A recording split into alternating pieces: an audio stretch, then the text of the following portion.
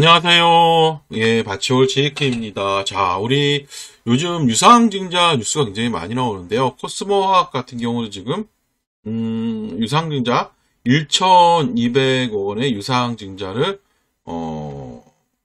한다는 뉴스가 나오면서, 시간에서 급락하고 있는데요. 한번 뉴스를 좀 보도록 할게요. 뉴스를 보도록 할 텐데, 자, 뉴스를 한번 보죠. 자, 뉴스를 보면 코스모학 같은 경우도 이제 유상증자 결정이 이제 시설 투자주 좀 내용이 나오죠. 투자금액 예, 700억. 그쵸? 700억. 자, 1,200억 원 주주 유상증자 결정의 내용을 보면 자, 기본적으로 시설 자금이 700억이야. 그쵸? 그다음에 타법인 취득 자금이 470억 정도 돼. 그쵸? 1,200억 정도인데 예정 발행가는 34,550원이에요. 근데 우리가 여기서 좀 중요한 게 있어요. 여러분들 아셔야 될 게 있는데, 자, 자금 조달의 목적이 좀 중요하죠. 유상증자는 여러분들, 자금 조달의 목적이 정말 중요해요. 목적이 중요합니다. 그래서, 중요한 건 뭐냐면, 자, 저는 기본적으로 시설 자금 제일 좋다고 생각을 해요. 시설 자금 오케이. 왜?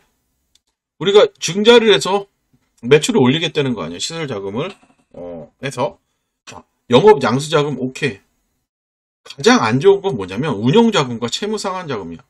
왜 내 돈으로 회사를 운영을 하고 그쵸? 왜 내 돈으로 대출을 갚냐고.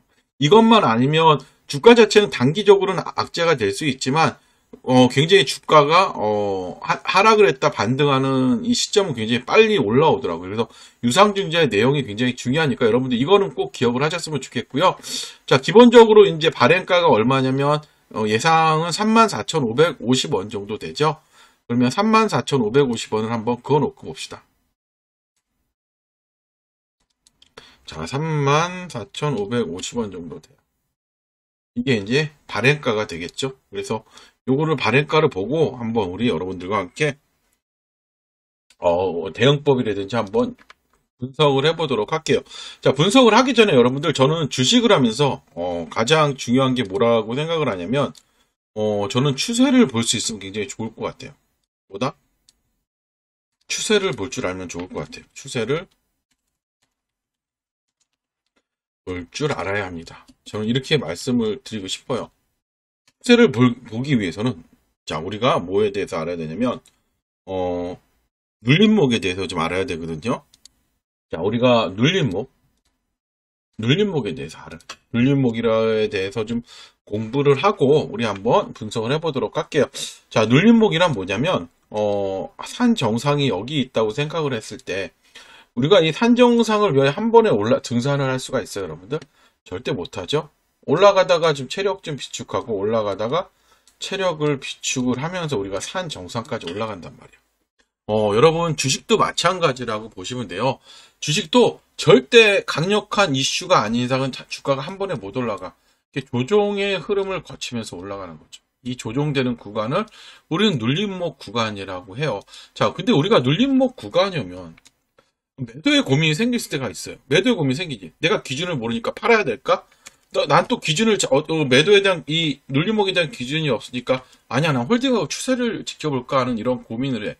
나만 매도하면 어떻게 돼? 주가는 올라가고 나만 홀딩하면 여지없이 주가는 급락을 하는 이러한 흐름이 나오는데 이거는 여러분들이 기준이 없어서 그래요. 기준을 잡기 위해서는 우리가 기본적으로 장대 양봉에 대해서 알아야 돼요. 장대 양봉이 나오면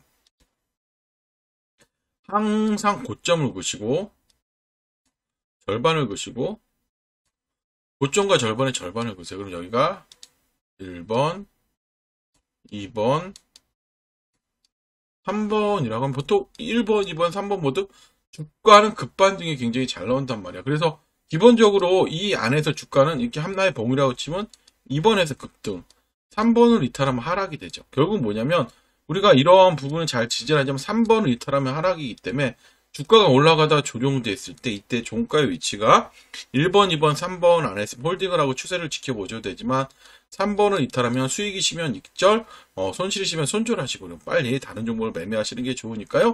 이거는 여러분들이 꼭 기억을 하셨으면 좋겠습니다. 자, 월봉 봅시다. 자, 월봉부터 보면 자, 기본적으로 지지를 해야 되는 구간이 어디죠, 여러분들? 이 구간이에요. 이 구간이니까 요 절반을 좀 봅시다. 아니면 이번 패턴은 여기죠.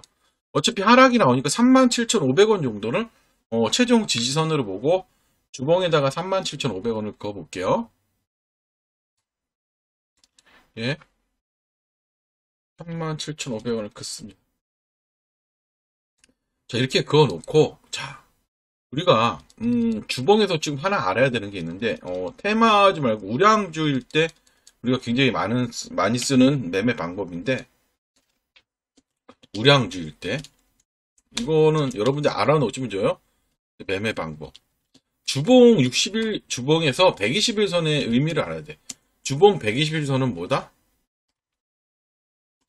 단기 실적 선이다. 이렇게 보시면 돼요, 여러분들. 왜냐하면 한 달이 우리가 영업일수로 대략 20일 정도 되죠. 6개월이면 며칠이에요? 120일 정도 돼. 그렇죠?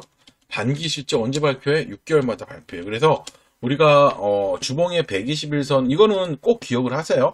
단기 실적선이라고 얘기를 하는데 기본적으로 이렇게 돌파를 할 때 주가가 실적이 좋아진다고 보시면 되고 121선 위에서 주가의 흐름도 여러분 굉장히 좋아요. 그래서 항상 이 위에서만 여러분들이 매매하는 습관만 잘 길러주셔도 여러분 굉장히 좋으니까 이거 기억을 하시고요. 저랑 조금 소통을 원하시는 분들이 계셔서 제가 유튜브 설명란에 카카오톡 링크를 좀 올려놨으니까요. 링크를 클릭하시면 저랑 소통할 수 있으니까 참고를 하시면 될 것 같고요. 자, 우리가 일봉에서도 중요한 건 뭐냐면 21선을 여러분들이 좀 보셨으면 좋겠어. 일봉에서 이렇게 볼까요? 여기서 볼까요? 일봉에서 21선의 의미. 자, 일봉에서 21선. 저는 좀 이평선을 좀 사랑합니다. 그리고 좋아하기도 하고 21선은 뭐냐면 추세를 보여주는 선이다. 이렇게 얘기를 해요. 어떤 분들은 생명선이라고까지 얘기를 하죠, 여러분들. 이걸 여러분들 기억을 해주셨으면 좋겠어요. 그래서 보시면 중요한 건 뭐냐면, 자, 추세가 오늘은 상승일 때는 이렇게 빨간 점선, 이렇게 하락일 때는 파란 점선을 이렇게 표시를 해드렸는데, 저는 다른 거 이평선 다 필요 없어요. 일봉에서는 이평선에, 20일 이평선에 방향성을 봅시다. 방향성. 상방인지 하방인지 이것만 보고 우리가 주가를 매매하면 굉장히 좋을 것 같아요. 그래서 기본적으로 이렇게 상승 추세일 때 매매를 하시란 말이에요. 항상 손절을 하시더라도 이런 구간에서 매매를 하죠. 이러한 상승 구간에서 매매를 하시고 절대 하락 구간에서 매매하지 마세요. 뭐다? 절대 수익 안 납니다, 여러분들. 예? 이 부분 기억을 하시고 여러분들 매매에 조금 임해 주셨으면 좋을 것 같고요. 이거는 매매하는 정말 뭐죠? 교과서라고 해야 되죠. 꼭 그렇게 매매를 하셔야 되고요. 지금 우리가 원하는 선은 37,500원이야. 자, 37,500원을 긋습니다.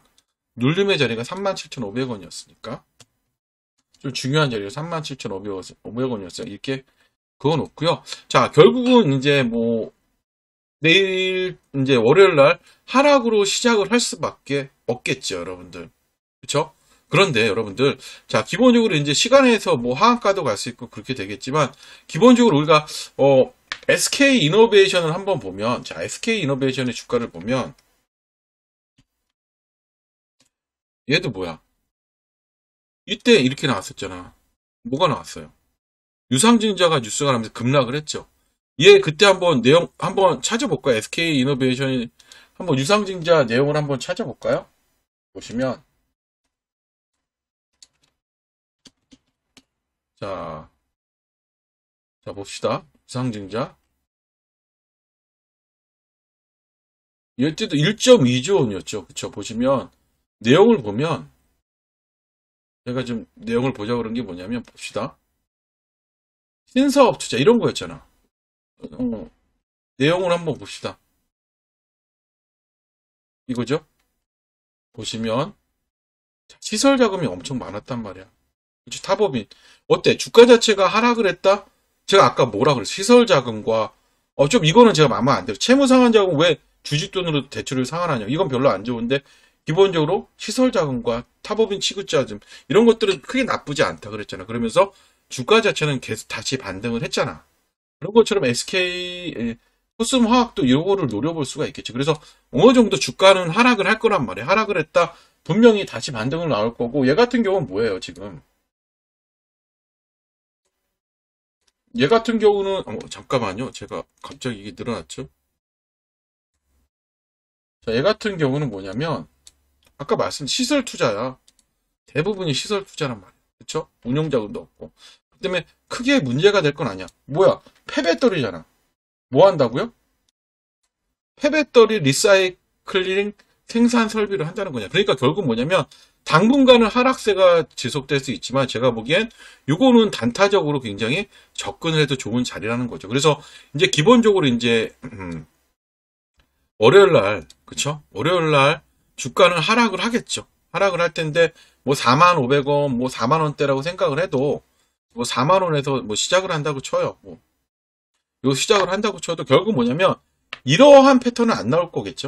이런 패턴 나올 수도 있겠지만 이 패턴은 안 나올 거라든지.